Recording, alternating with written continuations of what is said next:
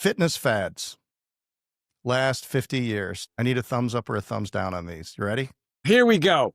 Here we go. And by the way, I want to say, Jeff, here's the caveat. One size does not fit all. Okay. Like, you're going to ask me something and go, well, 5% might think that has some value, and it might. You know what I mean? All The other right. 95 think it's crap. But well, here we go. You ready? Okay, go. ThighMaster. Better than smoking a pack of cigarettes, but it's, it's like, it's one thing. By the way, do you know who was in the ThighMaster commercial? Suzanne Summers. Me. Oh, you. Oh, okay. I was in it. There was a scene where you saw a guy kind of using it as a way to do bicep curls. Are you kidding me? Google it. You'll see it. I'm with my friend Dawn Elaine, and Dawn Elaine is doing this with it. Like, and we're looking at each other like we're about to do it. So like she's like here, and I'm looking at her here. Yeah, it's like a 3-second thing, but yeah, Tony Horton ThighMaster. Google it, you'll see it. You were ever up? Jen found it. All right, 6 million sold, by the way. Okay, number two. Number two? The ab roller. $1 billion in ab rollers sold. Look, I'm a long-term health and wellness guy. So it's a thing that did a spot trained a body part, and no, dude, no. No, thumbs down. Okay. ThighMasters, no, and that's we're 0 for 2. All right. Based on what I think is important, right? The Abdominizer. Oh, the ridiculizer.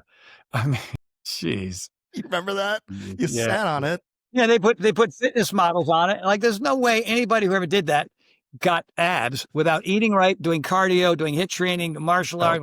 There's a 50 other things that you had to do. That could be like a piece, but that's another row. We're 0 for 3. Yeah, that infomercial, it sold hope. All right, and here's one, and I saw one of these in my grandparents' basement, the vibrating belt machine. Oh, God. I'm going to tell you a story, man, quickly. I used to train Stephen Stills. Stephen was a great guy, great storyteller, all time, Crosby, Stills, Nash and Young. And one time I would show up to Stephen's house and be a new gimmick in the house. And I will show up and there's a briefcase. He opens up the briefcase and it's got all these knobs in it. And there's all these wires, these little sticky things. So now I am shaving Stephen Stills' chest and abs and putting these things and attaching electrodes on it, turning the knob. And I'm just, here's the work. And here's Stephen. And I go, hey, coach. He called me coach. I don't think he knew my name the first time. It would just, that'll be in the book. Well, they have those vests now that they just shock you all the time. Yeah. The Chuck Norris Total Gym. You know what? We're moving into a piece of equipment that actually does something. Okay, we're actually this way now. What's sideways? That? Well, sideways no, I mean, thumb? I would say up. Okay. For a lot of people, but for other people, it's a resistance machine. It's a pure body weight using the machine based on the angles and stuff. And they sold a crap load of them. But the thing is, a piece of equipment, everything you've named, how does that motivate and inspire you to continue to use it? It just sits there, and hopefully you've blocked out days in the week, in the month, in the year to get on that thing, right? And use that thing. So not sold terrible. Those for a long time. It's not my cup of tea, but yeah, Yeah. A lot of people use it. A lot of. We got a combo here: Zumba and Jazzercise. It's a particular type of fitness where you're physically moving. Oxygen is coming in, carbon dioxide is going out. You're burning calories. You're working your heart, lungs, and your legs. These are heart, lungs, legs routines. I mean, forget about doing a pull-up or a push-up. You know what I mean? Or being able to run half a mile. Right? They do help reduce, but it's a little bit too myopic for me. But for a lot of people, that's their groove, man. That's what gets them going.